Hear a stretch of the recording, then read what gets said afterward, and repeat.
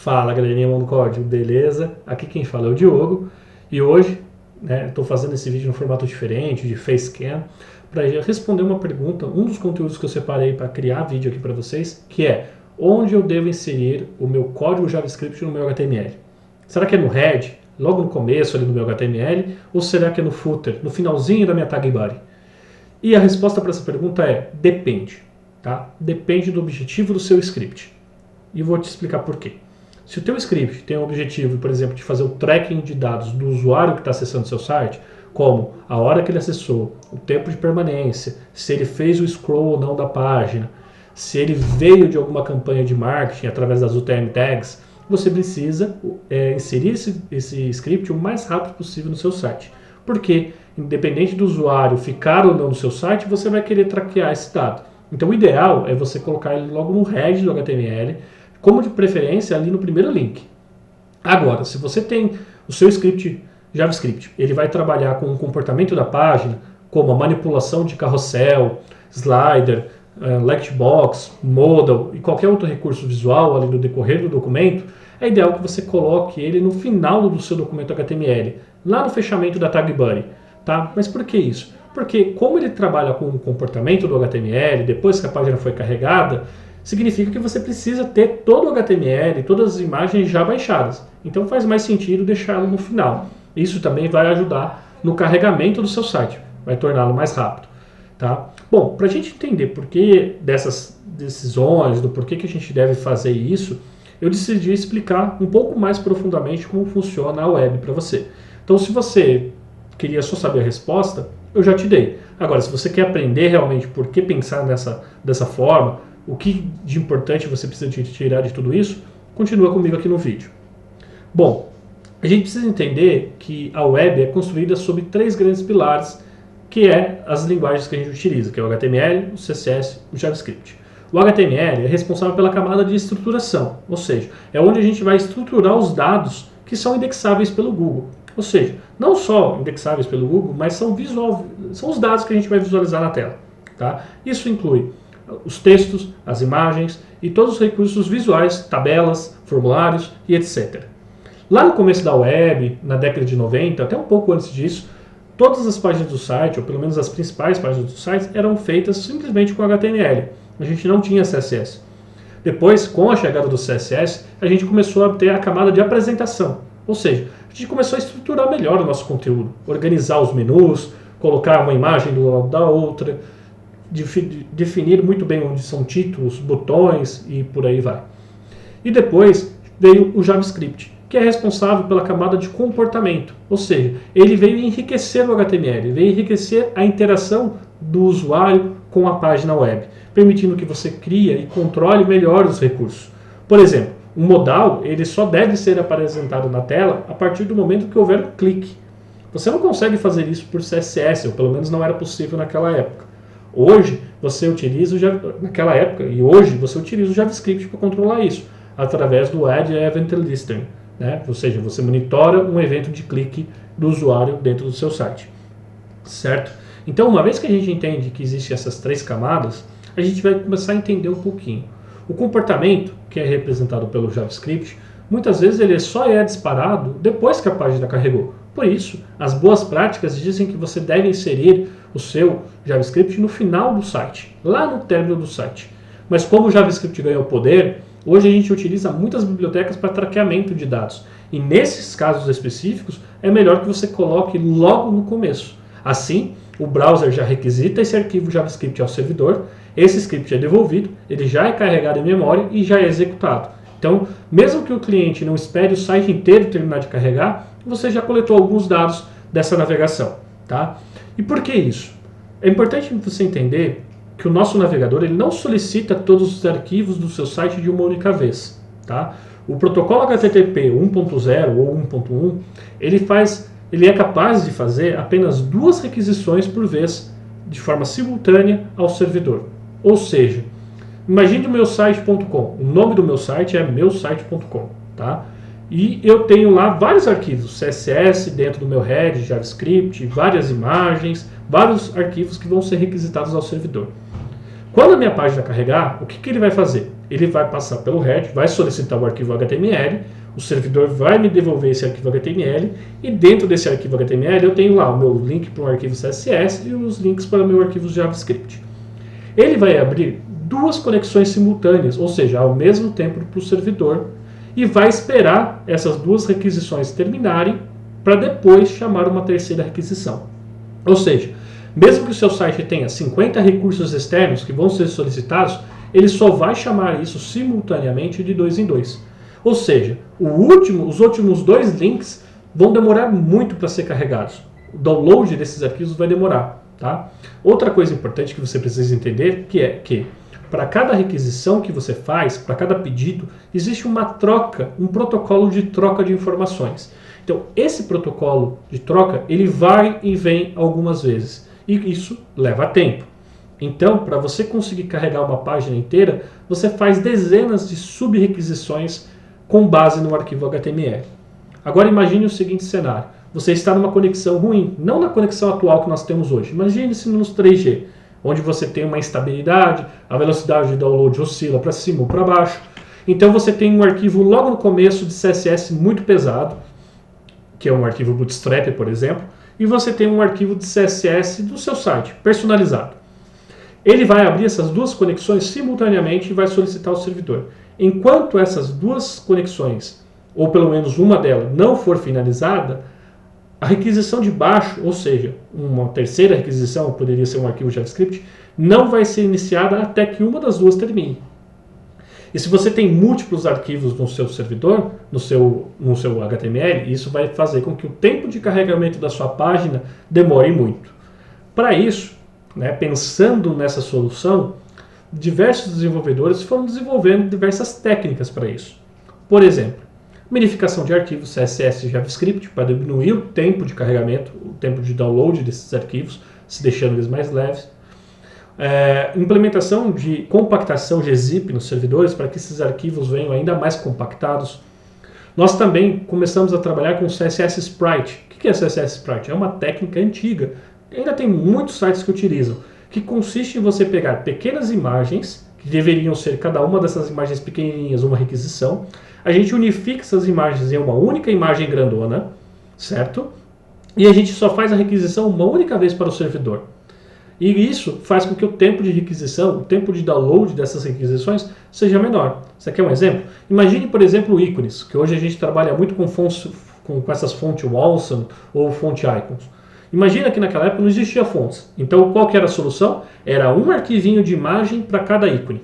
Então se no meu site eu precisava usar 60 ícones, eu tinha que fazer 60 requisições ao meu servidor para fazer o download dessas imagens. Isso era muito dispendicioso, ou seja, tinha um custo alto de carregamento no seu site. Então qual que era a solução? Pegar essas 60 imagens, abrir o Photoshop, colocar uma do lado da outra e criar uma única imagem.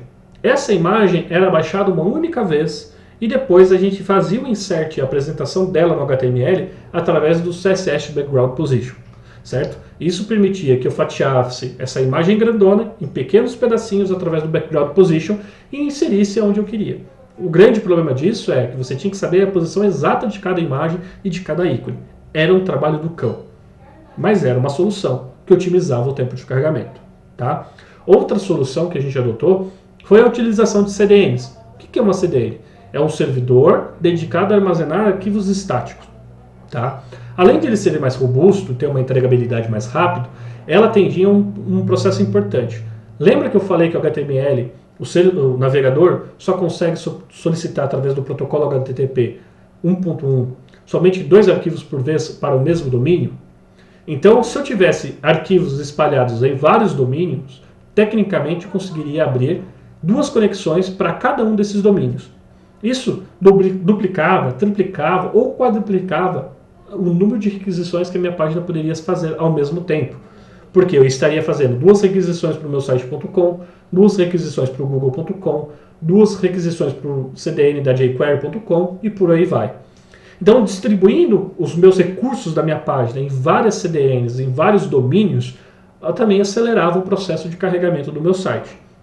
Ok? Então era comum grandes portais terem 2, 3, 4 domínios para entregar assets para o mesmo site. Por exemplo, a UOL poderia ter o wall.com para ser o carregamento do HTML e dos assets principais, e além desse domínio, ele poderia ter o 1.wall, 2.wall, 3.wall, 4.wall, por exemplo, que seriam para entrega de assets. Então, a página HTML poderia solicitar para 3, 4 domínios ao mesmo tempo os arquivos. Isso ajudava muito na velocidade de carregamento dos sites. Tá? Uma outra técnica também que era muito utilizada era o carregamento assíncrono de conteúdo, tanto na questão de scripts quanto na questão de conteúdo em si. Imagine o seguinte, se eu tenho um recurso dentro do meu site como, por exemplo, um modal, e eu não preciso utilizar esse modal a não ser que um cliente clique na página. E para o cliente clicar na página, ela precisa estar totalmente carregada, correto? Então eu não fazia o import desse script no primeiro momento. O que eu fazia? O que muita gente utilizava? Construía todo o HTML básico sem interação com apenas o CSS. Depois que a página carregava, no finalzinho da página, nós tínhamos um script de JavaScript que se encarregava de inserir via DOM os demais scripts que deveriam ser importados, como jQuery, como Lightbox, enfim, uma série de outros recursos. Tá? Então, uma vez que a minha página já tinha toda carregada, o JavaScript era responsável por inserir mais alguns arquivos para fazer download. Esses arquivos poderiam ser feitos downloads apenas quando fossem requisitados. Por exemplo, se eu fizesse um submit form, por exemplo, eu poderia requisitar o Ajax ou o jQuery só naquele momento. Uma coisa trivial, mas que ajudava bastante na performance.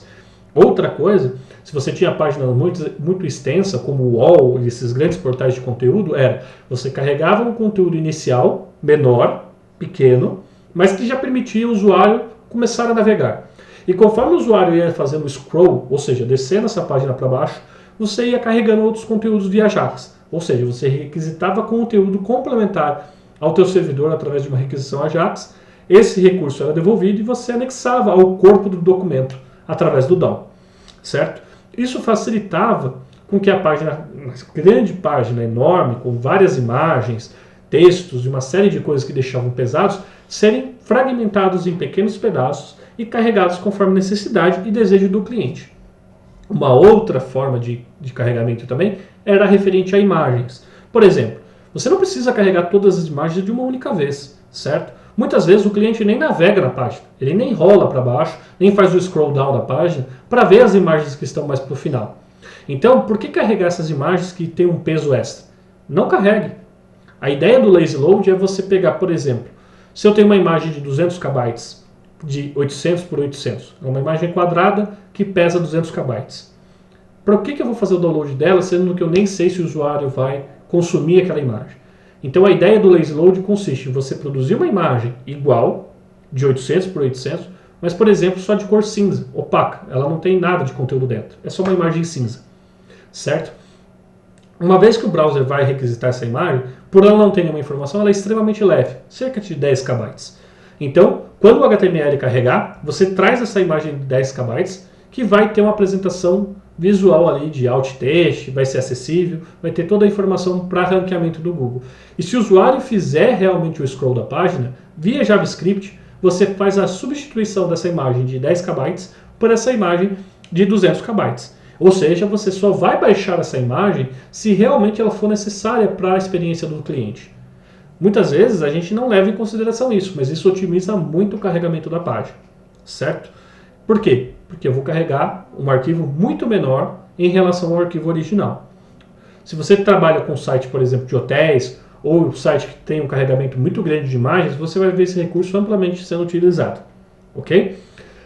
Outros recursos foram desenvolvidos ao longo do tempo. Tá?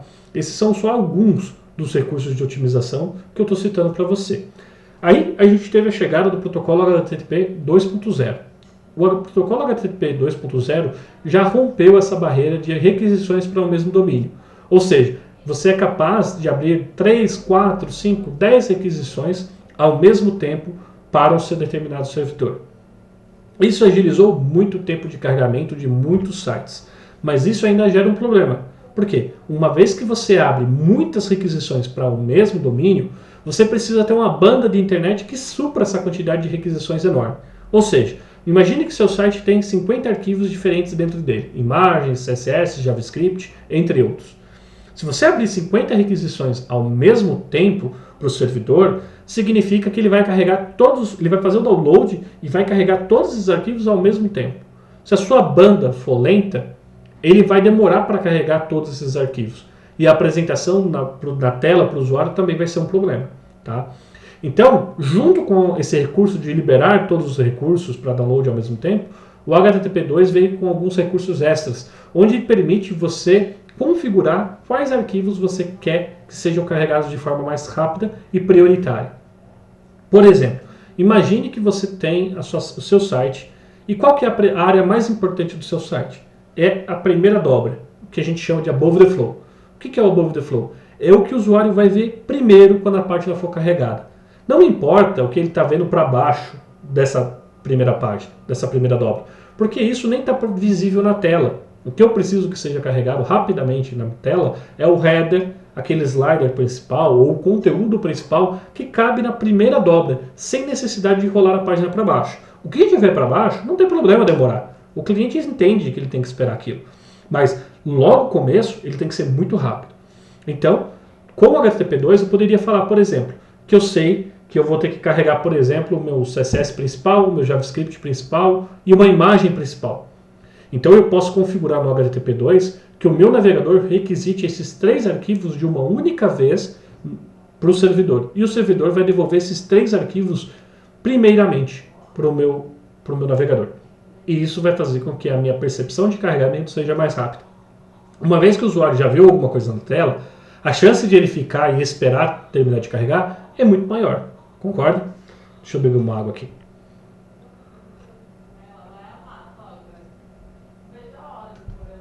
Então, com isso, a gente consegue acelerar muito o recurso.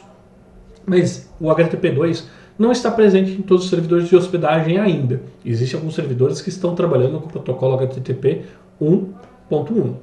Se você quer trabalhar com HTTP 2.2, primeiro você tem que buscar um servidor de hospedagem compartilhada que já ofereça o recurso.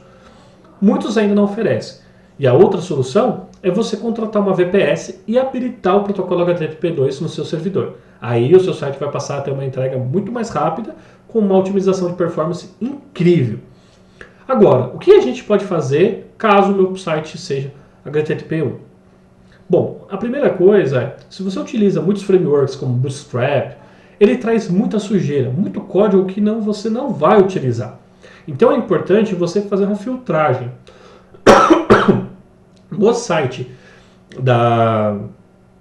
do Bootstrap existe um módulo bundler dele, que você consegue selecionar quais funcionalidades do Bootstrap você vai querer. Então, se você quer só usar o grid, você pode importar só o grid. Se você quer importar só os recursos de alert do Bootstrap, você pode importar só o alert. O model, só o model, e por aí vai. Então você pode fragmentar aquele arquivo gigante do Bootstrap em pequenos fragmentos e chamá-los conforme a sua necessidade. Outra coisa importante é, utilize CDN. Né? Como eu falei, você vai abrir o leque de possibilidades de requests simultâneos no seu site. Então, em vez de fazer um request por vez, você vai conseguir fazer,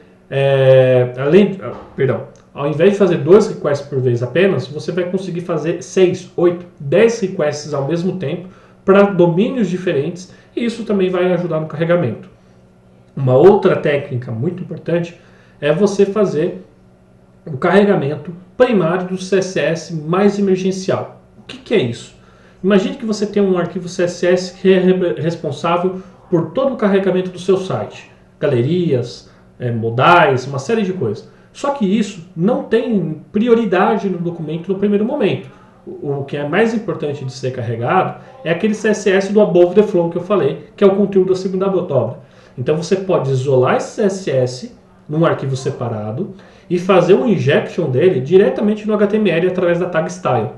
Então, quando o servidor solicitar esse CSS, o navegador solicitar esse HTML ao servidor, ele já devolve junto com o HTML esse primeiro CSS carregado.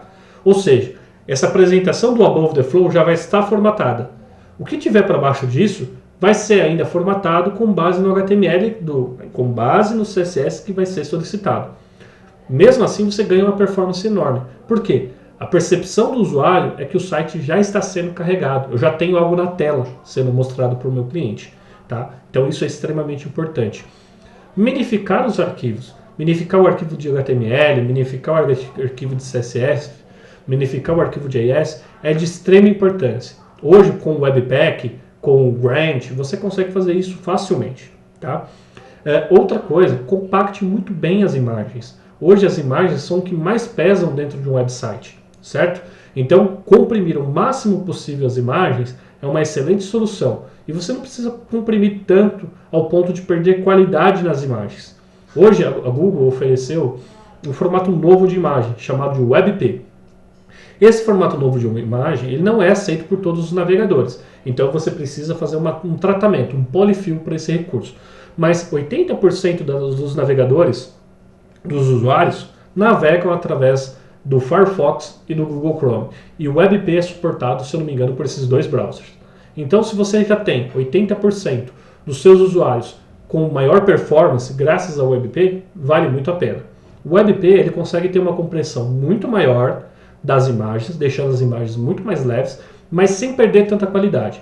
Se você faz uma compactação no JPG, essa compactação, conforme ela vai aumentando, você vai comprimindo mais, ela vai pixelarizando a imagem, ou seja, vai deixando aqueles quadradinhos, parece um Minecraft. Já o WebP, ele consegue ter uma compactação muito maior sem gerar tantos esses quadradinhos nas imagens. Então você consegue reduzir pelo menos 30% a mais em relação ao JPG, mantendo a mesma qualidade. Outra coisa que você pode utilizar é o Lazy Load de imagens. É aquilo que a gente conversou. Em vez de você carregar uma imagem de 200 KB, você gera no mesmo formato uma imagem menor, que pese 10 KB, você coloca isso no documento, e quando o usuário scrollar a página que realmente vai ser necessário mostrar essa imagem, aí sim você faz o download da imagem correta de 200 KB, mas só se o usuário realmente precisar. E a imagem estando lá, você não prejudica o ranqueamento, porque o Google vai ser capaz de identificar que ali existe uma imagem e ele vai poder indexar essa imagem. Hoje o HTML5 já tem um rascunho, né, uma recomendação de ter o Lazy Load padrão. Ou seja, você, através do próprio HTML, definir qual as imagens de padrão. Por exemplo, Lazy Load, ou seja, aquela mais leve que vai ser carregada em primeiro. A imagem default, que é quando depois que carregou a Lazy Load, quando necessário carregar aquela segunda imagem de 200 KB. E até mesmo uma imagem de retina, ou seja, de uma qualidade muito maior, uma densidade de pixel maior, que vai ser bem mais pesada. Então, isso ainda está em processo de documentação e de proposta. Mas eu acredito que em pouco tempo a gente vai ter o retorno dessa especificação. Tá bom? Outro recurso que você pode utilizar é a entrega progressiva de conteúdo, como eu já mencionei, que é você fazer requisições AJAX para inserir componentes que não necessariamente precisam estar no HTML naquele primeiro momento. Por exemplo, imagine que dentro do seu site você tem um módulo de depoimentos. Esses depoimentos são consultados através de uma API externa, como um TripAdvisor ou qualquer outro provedor de depoimento, como o Google Meu Negócio.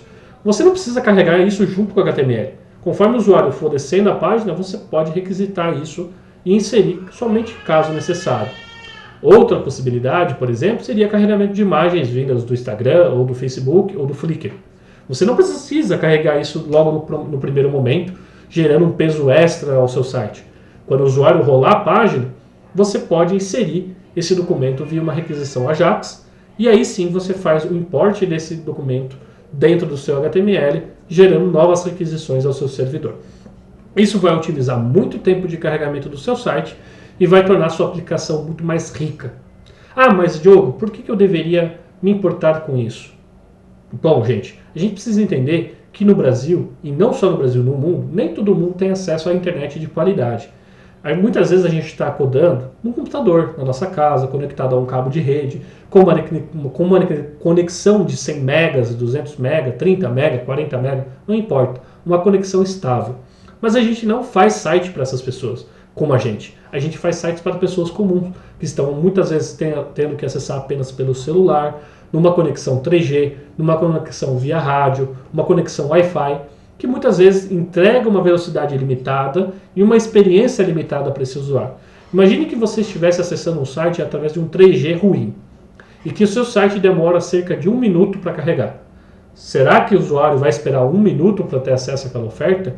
Ou imagine então que você tem um plano de dados limitado, de 200 MB por mês. Como é que você vai utilizar 200 MB para navegar, sendo que só o seu site pesa 12 MB, 10 MB, 20 MB?